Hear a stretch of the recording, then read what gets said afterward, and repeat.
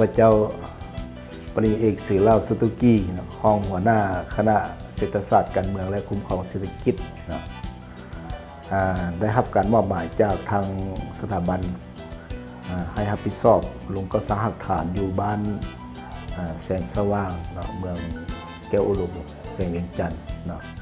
ซึ่งจุดประสงค์ลงก็สหักฐานการเมืองในครั้งนี้ก็เป็นการจะตั้งผันขยายแนวทางนโยบายของภาครัฐเกี่ยวกับเรียกลงก็สหักฐานเกี่ยวกับเรียกสามสร้างซึ่งการลงก็สหักฐานในครั้งนี้ก็เพื่ออยากให้นักศึกษาสามารถรับรู้แล้วก็กำได้ปัญหาพฤติกรรมตัวจริงอยู่ในขั้นท้องถิ่นเพื่อที่จะนำไปสู่การจัดตั้งปฏิบัติเรื่องงานตัวจริงภายหลังที่สำเร็จการทำเรียนอยู่สถาบันการเมืองพร้อมกันนั้นการลงก็สหักฐานในครั้งนี้ก็เป็นการปรับปรุงโครงการหลักสูตรของพวกเขาให้มันสอดคล้องกับเงื่อนไขใหม่การนำพานักศึกษาลงก็สร้างหักฐานการเมืองในครั้งนี้ก็เห็นได้ว่ามีผลสำเร็จในหลายด้านซึ่งแสดงออกนักศึกษาพวกเขาก็ได้มีการก้าวเกี่ยงยังครบถ้วนโดยเฉพาะมันเริ่มจากการสร้างแผนการในการลงเก็บกับข้อมูลอยู่ในแต่ละเวียกงานซึ่งพวกเขาก็ได้จัดตั้งปฏิบัติบรรดาแผนการทั้งเก้าเห็นว่านักศึกษาเป็นได้เอาใจใส่เก็บกับข้อมูลซอกให้เห็นด้านตั้งหน้าแล้วก็ข้อจำกัดของแต่ละเวียกงานอยู่ในค้านบ้านอีกเท่านึงก็แสดงความขอบใจมายังทางบ้านก็เห็นได้ว่าการลงก็สร้างหักฐานการเมืองของพวกเขาในครั้งนี้โดยเฉพาะมันอยู่บ้านแสงสว่างนี้แม่นได้รับการต้อนรับยังอบอุ่นจากอำนาจการปกครองบ้านโดยเฉพาะแม่นในบ้านพร้อมโดยองค์การจัดตั้งของบ้านแล้วก็พ่อแม่ประชาชนซึ่งได้สร้างเงื่อนไขอำนวยความสะดวกทุกอย่างบ่ว่าจะเป็นทางด้านสถานที่พักเสาการลงเฮ็ดเวียกกับแต่ละหน่วยงานแม่นได้รับการร่วมไม้ร่วมมือเป็นอย่างดีข้าพเจ้าซื้อสมเดือนพนรัตน์มาจากพอส่วนกองบัญชาการทหารแขวงหลวงนำทางเป็นนักศึกษาปริญญาโทหุ้นที่สาวห้องกลงไส้ลัทธิสังคมนิยมวิทยาศาสตร์ข้าพเจ้าก็ได้ลงลึกเกี่ยวกับเรื่องงานปกโซบ้านและได้เก็บกำข้อมูลสภาพการเคลื่อนไหวอยู่ภายในบ้านหรือว่าเห็นว่ามีความสงบปลอดภัยโดยพื้นฐานในนำข้าพเจ้าถือว่ามีความครบใจหลายเกี่ยวกับกันต้อนรับของภายในบ้านและทางบ้านก็สนองข้อมูลต่างๆให้ทางข้าพเจ้าพร้อมโดยคณะนักศึกษาข้าพเจ้าซื้อจ่อทรงจงจ่ามาจากแผนกแรงงานและสวัสดิการสังคมแขวงไทยสมบูรณ์ปัจจุบันนี้คุณครัวปริญญาโทคนที่เศร้าอยู่สถาบันการเมืองการปกครองแห่งชาติลงเลิกสาขาคุ้มครองเศรษฐกิจการมาลงก็สร้างสถานการเมืองอยู่บ้านแสงสว่างเมืองแก้วอุดมแขวงเวียงจันทน์นี้ว่าพวกเขาสามารถได้รับรู้พฤติกรรมตัวจริงอยู่ในบ้านแสงสว่างนี้ว่าด้านการเมืองแนวคิดของบ้านแสงสว่างนี้ถือว่ามีความหนักแน่นในขั้นพื้นฐานและทางด้านเศรษฐกิจสังคมก็ได้รับการพัฒนาถือว่าดีอย่างสมควรเพื่อป้องกันความสงบและป้องกันชาติก็มีความเข้มแข็งฉะนั้นเห็นได้ว่าบ้านแสงสว่างนี่ได้รับประกาศเป็นบ้านพัฒนาตั้งปี 2014 ขึ้นมาก็ขอบใจเจ้าสวัสดีข้าพเจ้าชื่อท่านน้องสอนอินทจิตมาจากภาคส่วนสถาบันการเมืองและการปกครองแห่งชาติข้าพเจ้าเป็นนักค้นคว้าปริญญาโทหุ้นที่สาวสาขาลงลึกเม่นสาขาลัทธิสังคมนิยมวิทยาศาสตร์เจ้าถือว่าเป็นประสบการณ์อันใหม่เพราะว่าในการลงหักฐานนี้ถือว่าเป็นครั้งทำอิฐซึ่งว่าในการลงหักฐานในครั้งนี้ส่วนตัวข้าพเจ้าแม่ฮู้เกี่ยวกับวิธีการดำรงชีวิตของพ่อแม่ประชาชนและก็ฮู้เกี่ยวกับพื้นฐานทางด้านเศรษฐกิจของบ้านแสงสว่างคือว่ามีการขยายตัวสูงสำหรับสิ่งที่ประทับใจในการลงก็สร้างหักฐานในครั้งนี้อันที่หนึ่งแม่ว่าเรื่องความสามัคคีก็คือในการลงก็สร้างหักฐานนี่จะมีอยู่จำนวนวิสหายถือว่าในความสามัคคีนี่ถือว่าแน่นแฟ้น แล้วก็อันที่สองมาประทับใจเกี่ยวกับทางด้านอำนาจการปกครองโดยเฉพาะแม่นทางในบ้านเนาะเขาเจ้าได้เอาใจใส่หรือว่าช่วยเหลือเวียกงานในด้านต่างๆให้สำเร็จ สวัสดีข้าพเจ้าชื่อแตงกวาแก้ววิไลมาจากห้องว่าการส่วนกลางภาคเนาะมาเรียนอยู่สถาบันการเมืองการปกครองนี่ปริญญาโทรุ่นที่20ลงเลิกสาขาวิชาการเมืองวิทยาก็คือบทเรียนตัวจริงนี่แหละเนาะเฮาเรียนด้านทฤษฎีการเมืองมา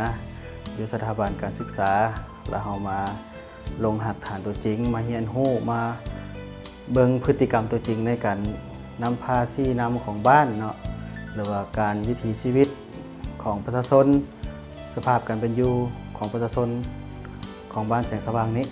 ซึ่งว่าความประทับใจนี่ก็มีหลายอันเนาะต่อกับบ้านนี่ก็พ่อแม่ประชาชนอำนาจการปกครองบ้านมันก็ให้การร่วมมือเป็นอย่างดีมีการต้อนรับอย่างอบอุ่นเนาะแล้วก็แบบทานเพื่อนมิตรสหายลูกหลานคนในบ้านและไอ้น้องที่คณะที่มานำกันนี่ก็แต่ละคนนี่มีความสามัคคีฮักแพงกันดีเนาะแล้วก็มีอย่างก็ช่วยเหลือซึ่งกันและกัน สบายดีข้าพเจ้าเองมีชื่อว่าเกียรติแก้วสอสุพรรณมาจากคณะโฆษณาโฮมศูนย์กลางภาคเป็นนักค้นคว้าปริญญาโทรุ่นที่20ห้องกอลงลึกสาขาการเมืองวิทยาแต่การลงก่อสร้างอาคารการเมืองอยู่ที่บ้านแสงสว่างนี้หน้าที่รับผิดชอบนั้นเป็นหัวหน้าขบวนการรับผิดชอบเวียกขบวนการ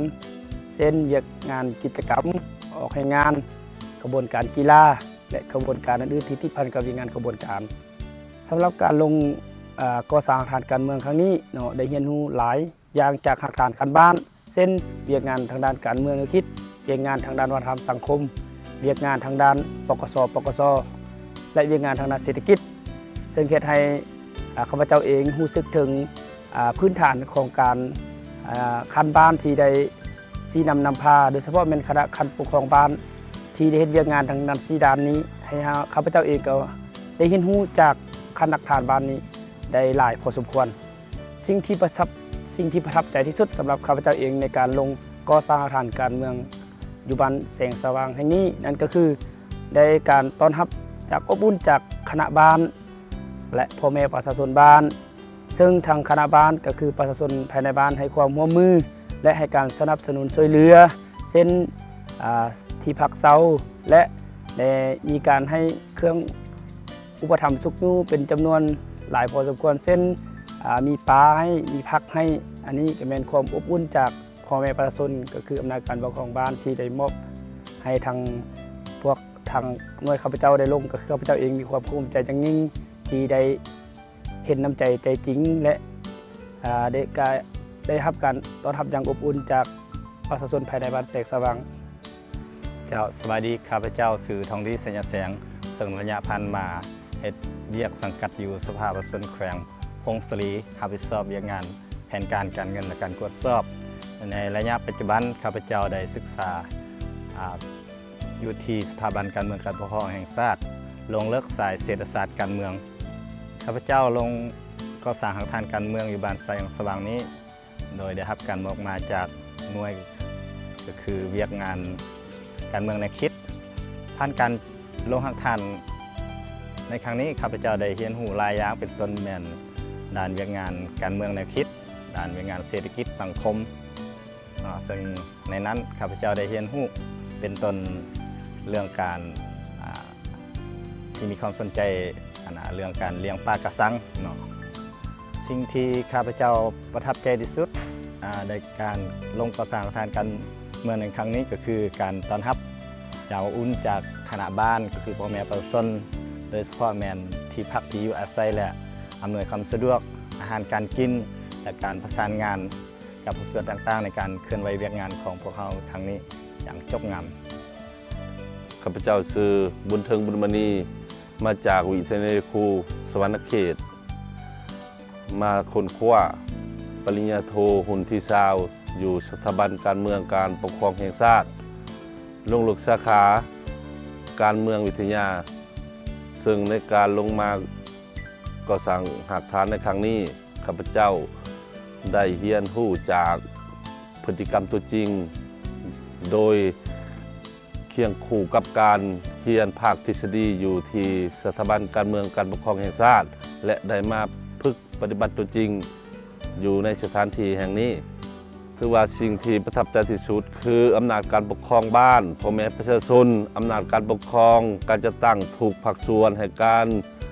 ช่วยเหลือจนเหตุให้การลงหักฐานครั้งนี้ประสบผลสำเร็จ เจ้าสบายดีข้าพเจ้าชื่อคุณทนชัยเถลิศมาจากภาคส่วนของว่าการสำนักงานนายกรัฐมนตรี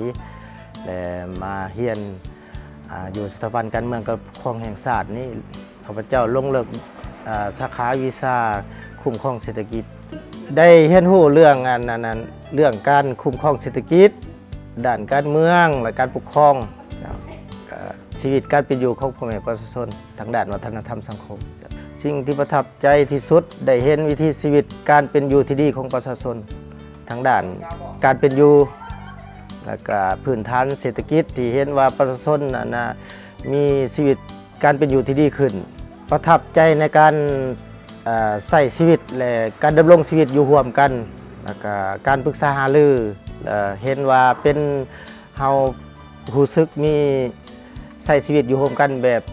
อ้ายเอ้ยน้องแบบครอบครัวเดียวกัน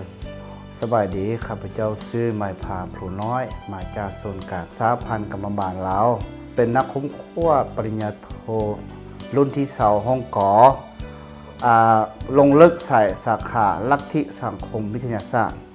ถือว่าไล่มาลงหักฐานในบ้านแสงสว่างเฮานี้ถือว่าได้